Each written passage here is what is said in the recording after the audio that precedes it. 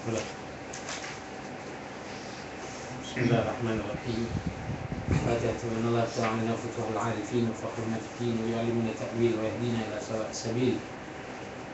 وأن الله سبحانه وتعالى يرزقنا الفتوح المنوع والرسوخ صلاح الجسد والروح وتوبة النصوح على أهل النيات وعلى كل نية صالحة جامعة شاملة في خير ولطف وعافية على ما نوى سلفنا الصالحون والعمل وجميع مشايخ في هذا المجال وإلى حضرة النبي صلى الله عليه وسلم وبارك عليه. الفاتحة.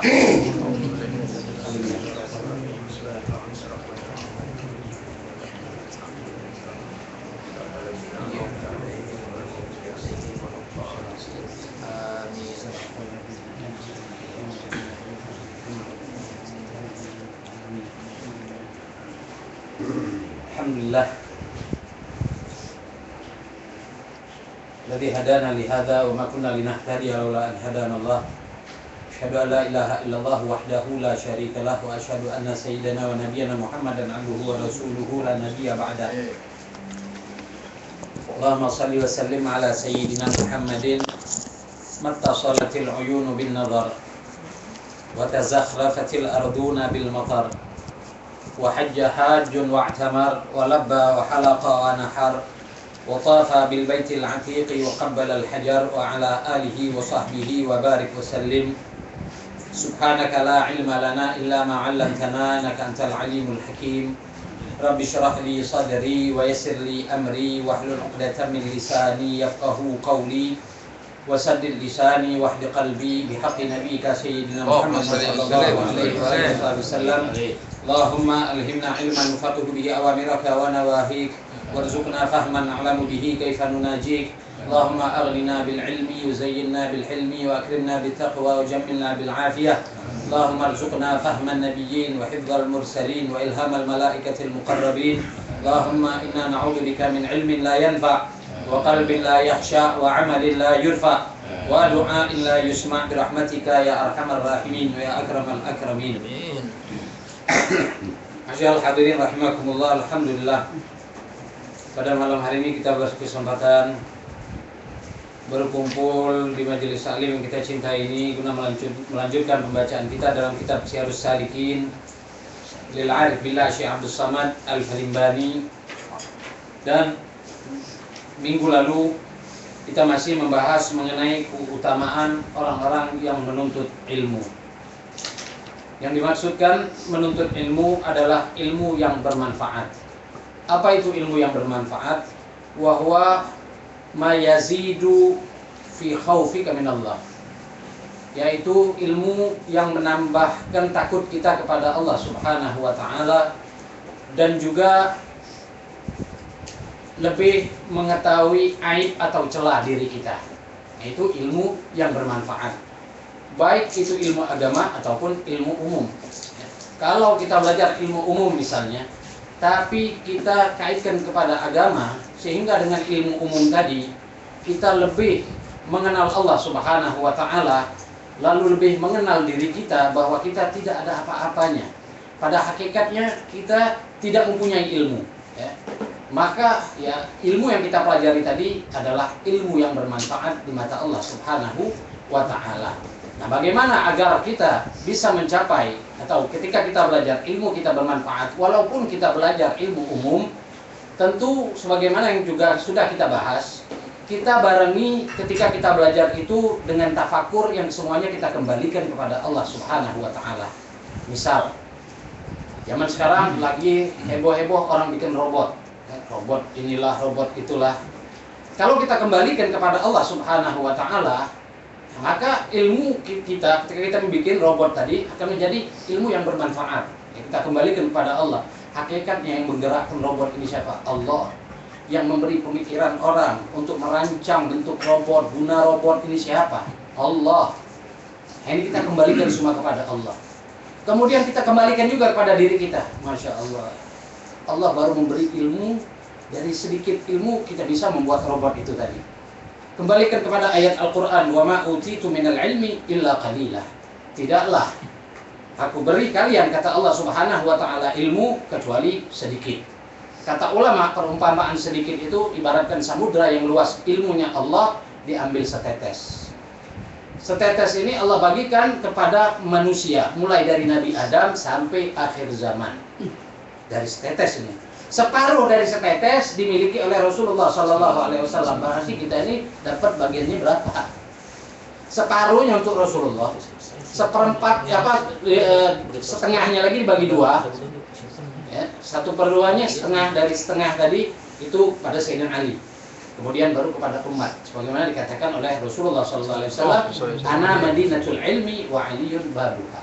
Aku adalah gudangnya ilmu dan pintunya adalah Sayyidina Ali bin Abi Thalib karramallahu wajhahu radhiyallahu ta'ala anhu wa ardhahu. Nah, ketika kita kembalikan seperti itu, maka ilmu yang kita pelajarin tadi adalah ilmu yang bermanfaat untuk kita di dunia maupun di akhirat. Kalau ilmu agama, ya kita belajar ilmu syariat. Dari ilmu syariat kemudian nanti kita akan belajar suluk atau thariqah, kemudian baru akan mencapai hakikat, baru kemudian akan mencapai ma'rifat. Dan ini semua terkandung bukan hanya dalam ilmu syariat. Pengertian ilmu syariat itu sendiri kadang-kadang sebagian kita awam salah. Kalau sudah ilmu syariat biasanya konotasinya larinya ke fikih. Padahal bukan hanya ilmu fikih, ilmu syariat. Syariat itu lebih luas pembahasannya, termasuk ilmu fikih, termasuk ilmu tauhid, termasuk ilmu yang semua bersumber dari Al-Quran dan hadis, termasuk juga ilmu akhlak.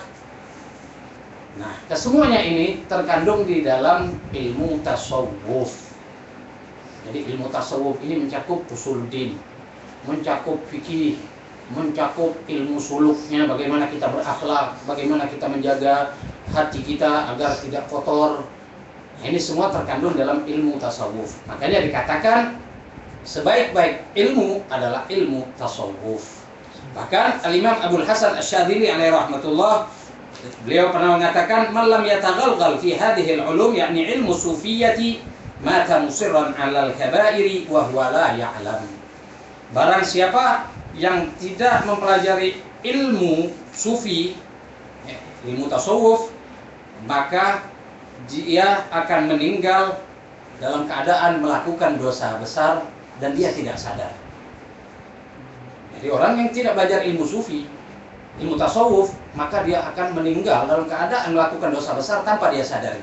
Contoh, misal orang belajar ilmu fikih, tapi dia tidak mempelajari tasawuf, maka dengan ilmunya ini dia bisa saja membodohi orang. Apalagi dilihatnya orang awam, mulai dia nanti mengatakan menurut Imam Malik begini, menurut Imam ini begini, sehingga dia akan memfatwakan sesuatu hukum yang tidak sesuai dengan kaedahnya. Nah, inilah yang dikatakan akan meninggal dalam keadaan melakukan dosa besar. Makanya orang yang belajar fikih harus dia wajib belajar tasawuf, ya, harus. Nah, oleh karena itulah Al-Imam Malik radhiyallahu ta'ala anhu wa ardhah, beliau pernah mengatakan, "Man tasawwafa wa lam yatafaqqah faqad tazanda." Barang siapa yang belajar ilmu tasawuf tapi dia tidak belajar ilmu fikih, berarti dia telah zindik. Zindik itu sama dengan tidak punya agama. Jadi dia cuma belajar tasawuf tapi tidak belajar ilmu fikih. Belajar ilmu musik hati baik, dia membersihkan hati. Belajar ilmu misalnya yang terkandung dalam tasawuf lah. Tapi dia tidak belajar fikih, maka dia seakan-akan tidak punya agama. Kenapa demikian? Karena ibadatnya percuma, ibadatnya tidak diterima oleh Allah Subhanahu wa taala. Nah. Kemudian waman tafaqqaha wa lam yatasawwaf faqad tafassaq. Barang siapa yang belajar ilmu fikih tapi tidak belajar tasawuf, maka dia telah menjadi fasik. Nah, itu tadi akan menghukumi dengan dengan hawa nafsunya. Atau karena dia tahu ilmu tadi sehingga dia bisa menyalahgunakan ilmunya, sebagaimana awal yang pernah Anda ceritakan mengenai hukum misal ganja misalnya. Nah, itu tidak perlu kita jelaskan lagi, sudah pernah kita jelaskan. Nah, terkadang kalau orang yang tahu ilmu ini, dia belajar fikih, dia tahu ilmunya, tapi dia tidak mendalami tasawuf, maka dia akan mengatakan, "Oh, ini ilmunya, berarti untuk boleh." Nah, itulah dia akan menjadi orang yang fasik. A'udzubillah. Wa man jama'a bainahuma faqad tahaqqaq. Barang siapa yang telah menggabungkan antara keduanya, artinya dia belajar tasawuf, dia juga memperdalam fikih, berarti dia akan benar-benar orang yang akan mencapai hakikat. Ya, jadi mau tidak mau harus bareng antara fikih dan tasawuf. Tasawuf saja tanpa fikih akan menjadi zindik, fikih tanpa tasawuf akan menjadi fasik. Maka kita harus gabungkan antara kedua-duanya. Sumakal di dalam ilmu tasawuf ini juga ada acuannya, yaitu agar kita belajar dengan seorang guru yang benar, seorang guru yang akhlaknya bagus, seorang guru yang memang dia ahli ibadah, menjalankan sunnah-sunnah Nabi Muhammad Sallallahu Alaihi Wasallam. Nah, itu boleh kita belajar dengan mereka. Bagaimana di sini dikatakan talabu syekh fi tariqin wajibun ala muridin walau kana min akabiril ulama.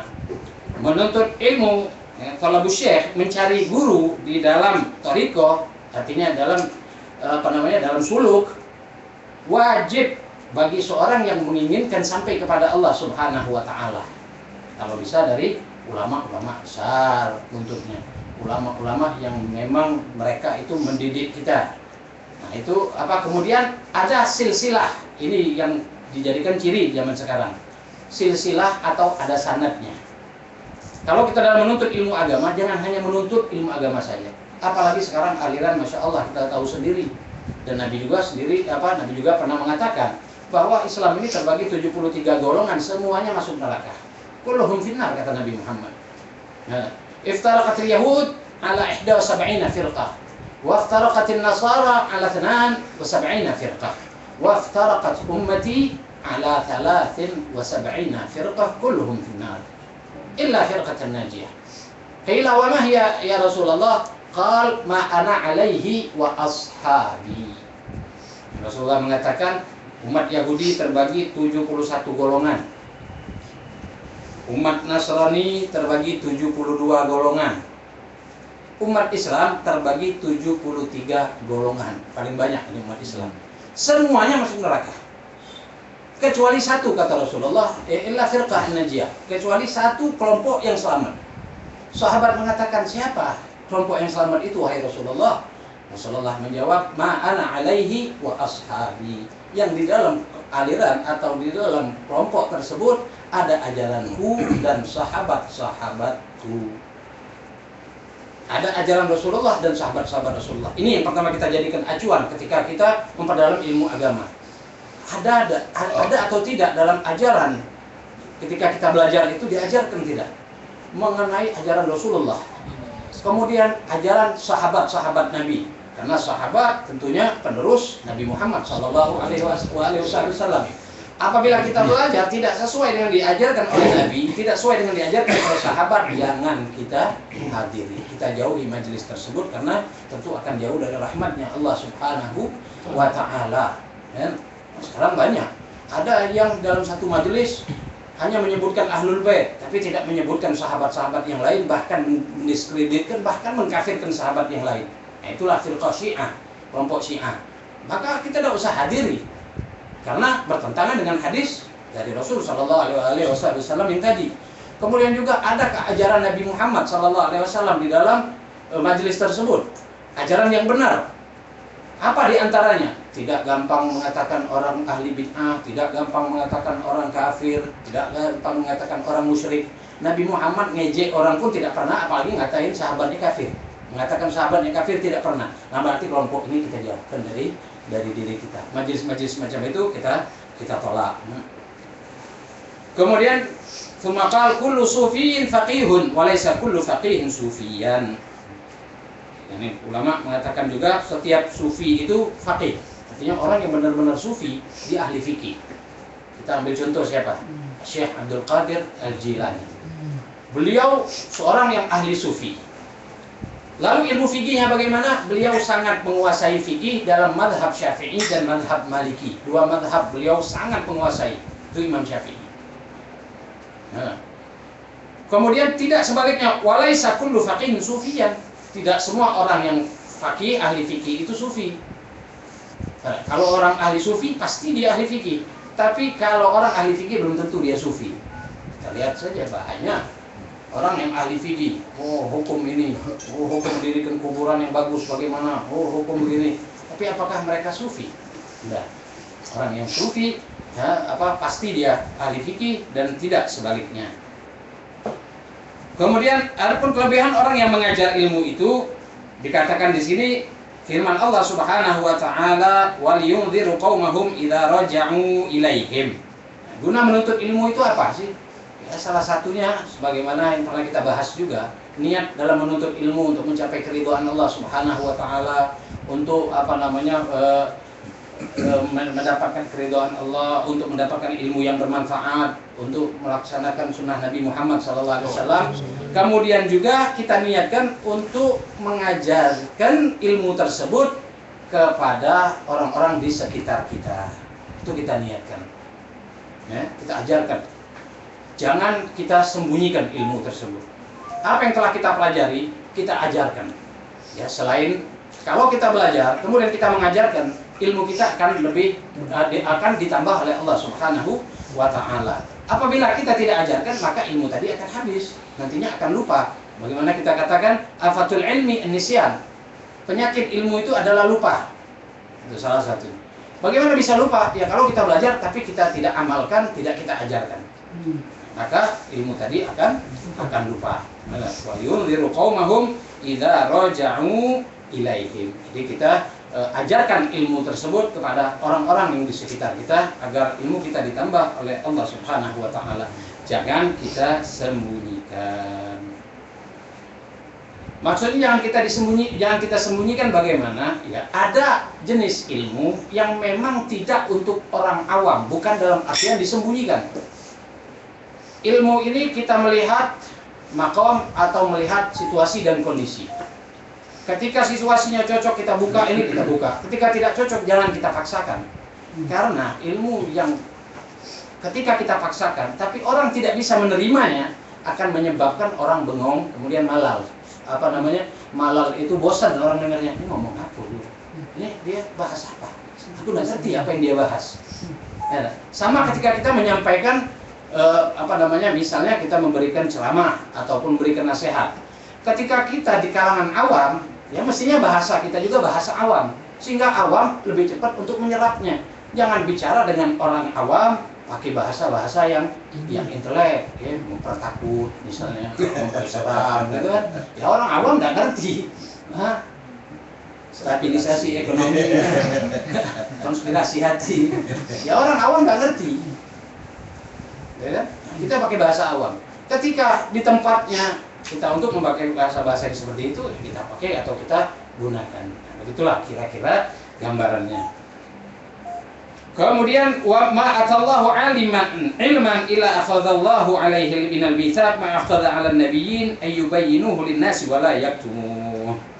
Tidaklah Allah Subhanahu wa taala memberi orang alim itu ilmu kecuali Allah Subhanahu wa taala mengambil janji pada mereka sebagaimana Allah ambil kepada para nabi. Apa janjinya?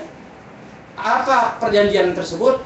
Ayyubayyinuhu linnas, agar orang yang diberi Allah ilmu tadi menerangkan atau mengajarkannya kepada manusia, wala yaktumu, dan tidak boleh dia sembunyikan.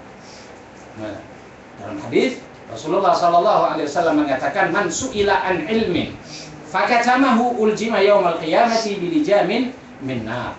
Barang siapa yang ditanya tentang ilmu lalu dia tidak memberitahukan, maka Allah akan kekang dia di akhirat, di hari kiamat nanti dengan kekang api neraka. Kalau ditanya tentang ilmu tapi dia tidak menjawab, ya, artinya ilmu yang biasa. Ada memang ilmu yang melihat sebagaimana yang Anda katakan tadi, melihat situasi dan kondisi sebagaimana terjadi dengan Imam Asy-Syafi'i alaihi rahmatullah. Imam Syafi'i itu pernah lagi ngajar, tiba-tiba ada orang datang.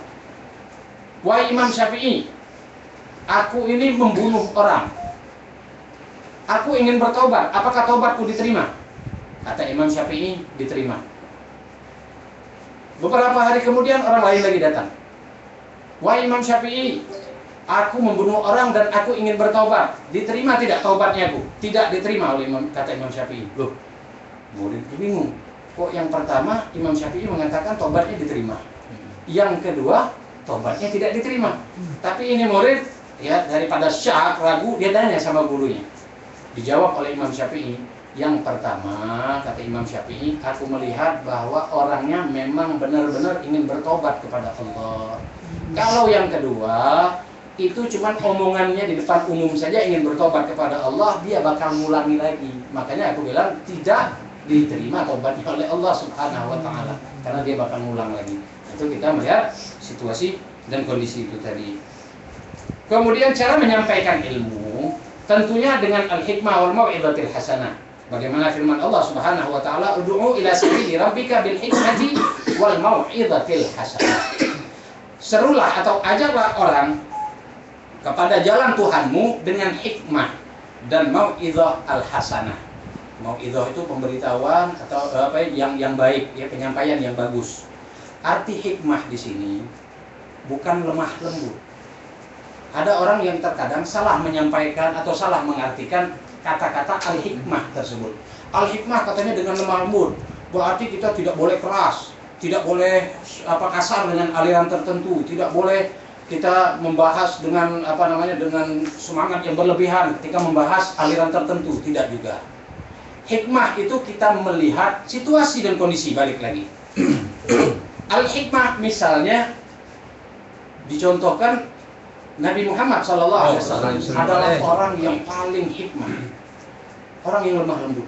Tapi pada satu keadaan Rasulullah akan menjadi orang yang paling keras, paling berani. Contohnya bagaimana? Ketika orang melanggar perintah-perintah Allah Subhanahu wa taala, atau ketika memang diharuskan untuk berperang. Apakah ketika berperang Rasulullah juga hikmah? Nak bunuh apa tidak, misal bahasa kitanya, dengan lemah lembut. Ya, tidak mungkin pada saat itu lemah lembut. Jadi ada saatnya kita menyampaikan ilmu kita ini atau yang kita tahu itu dengan keras. Ada juga saatnya lembut. Tidak mesti lembut terus, tidak mesti juga keras terus.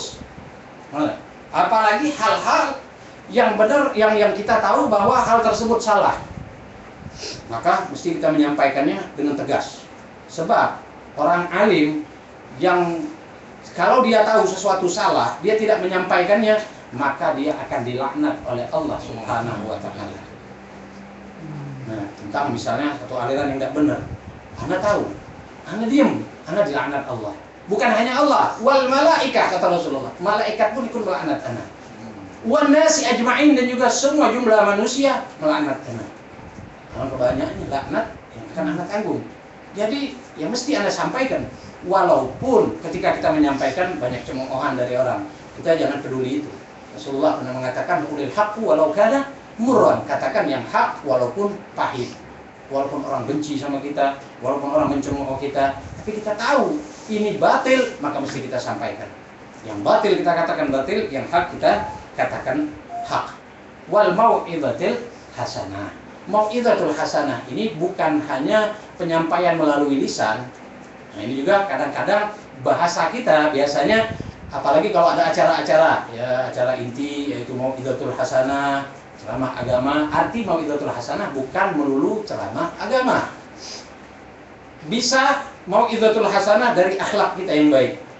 Ketika kita bertemu, kita yakin orang yang kita jumpai tadi adalah muslim, kita duluan yang mengucapkan salam, assalamualaikum. Entah dia kecil, lebih kecil dari kita, apalagi orang yang lebih tua dari kita, kita kasih salam, assalamualaikum. Ini sudah merupakan bagian dari mau'izatul hasanah.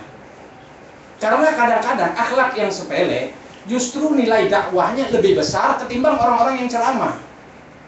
Ceramah itu cuma kepintaran mengolah kata-kata. Itu ceramah. Belum tentu dia bisa dengan akhlaknya menarik hati orang. Kadang-kadang dari omongannya, tapi dari hati dari akhlaknya dia tidak menarik orang. Maka dakwah yang lebih besar ketimbang ceramah adalah dakwah bil akhlak. Dakwah dengan akhlak. Aja orang kebaikan dengan akhlak. Semakal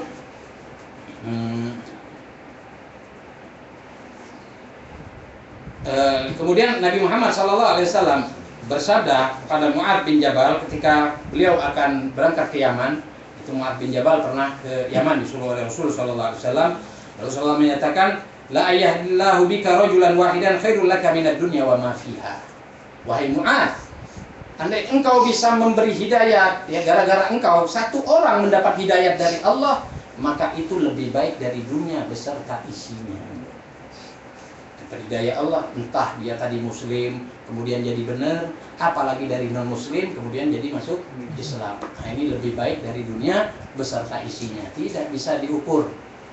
Nah, lebih besar dari dunia dan isinya.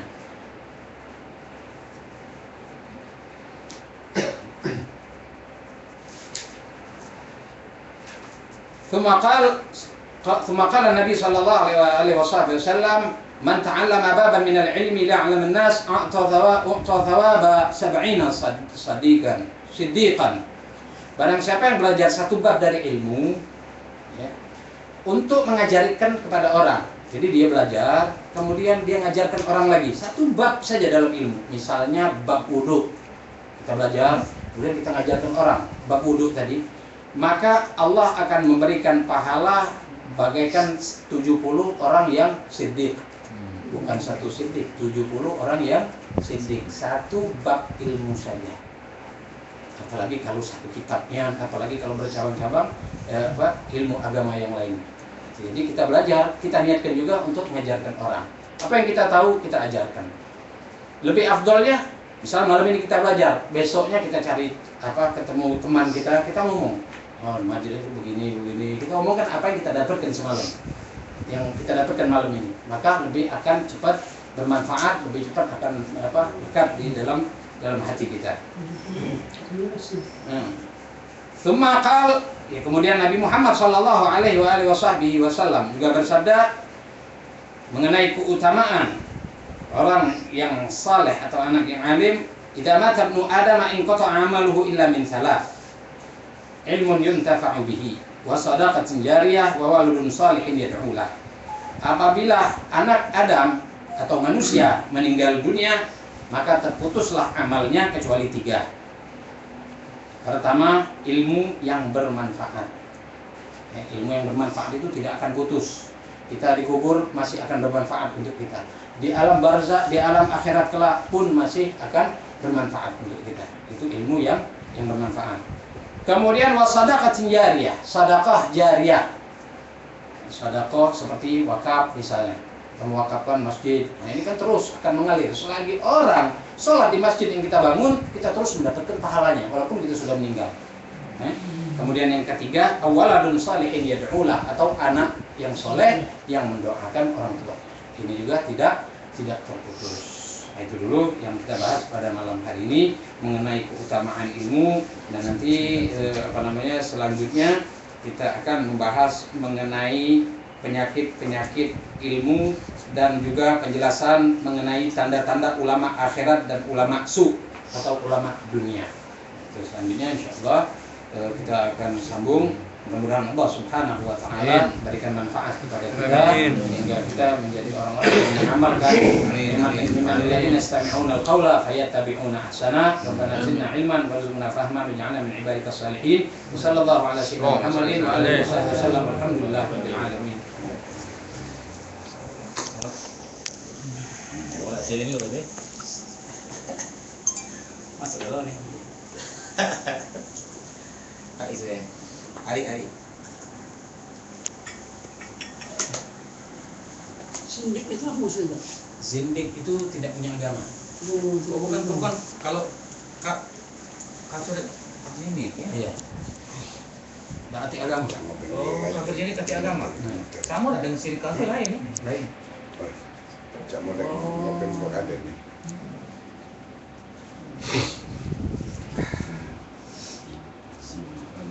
Semayang tidak puasa, jindik deh. Kalau belajar sufi tidak puasa, tidak semayang. Oh, yang meletak-letak itu berarti. Nah, dia belajar tasawuf, tapi dia tidak puasa. Iya. Puasa dan semayang. Yang meletak-letak itu lagi. Bukan. Belajar tasawuf, tidak puasa, tidak semayang. Iya. Ya, Ada itu. Coba itu. Pak Johnson, close up dulu sebentar. Iya. Ada senyum. Harus tahu.